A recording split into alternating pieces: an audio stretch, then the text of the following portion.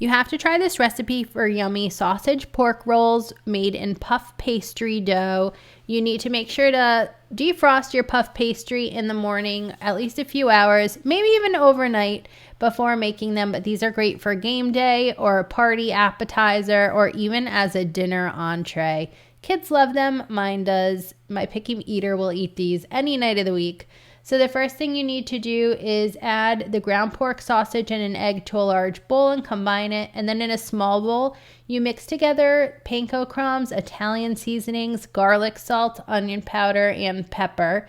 Add that in with the ground pork mixture, and that's the base for your sausage. Then you need to transfer this to a plate or somewhere where you can divide that into 6 different sections, because separately you're going to roll out the puff pastry, and the puff pastry you're going to also divide into 6 sections. Stick with me, it's super easy. Flour a large work surface, and then you do the following to each of the 2 pieces of puff pastry that come in the box. You dust the dough with flour, then use a rolling pin to roll out the dough so it's a little bit larger.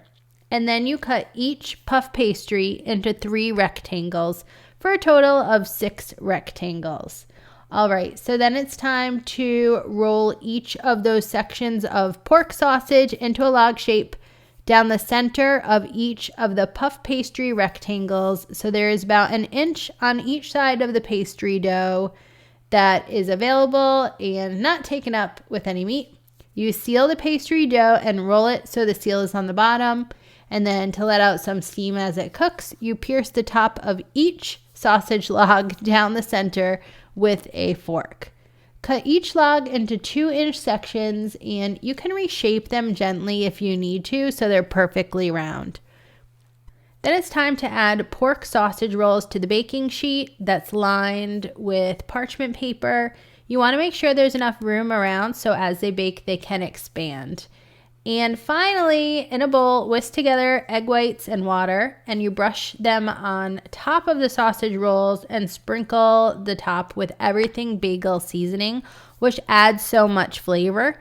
You could also just use a little garlic salt, but those seeds in the everything bagel seasoning really make these tasty with the puff pastry and all those flavors going on in the pork roll. Bake the sausage pork rolls at 425 degrees Fahrenheit for about 20 minutes until the sausage is thoroughly cooked and the puff pastry is fluffy and golden brown. Print out this recipe and get some more cooking ideas at sipbitego.com.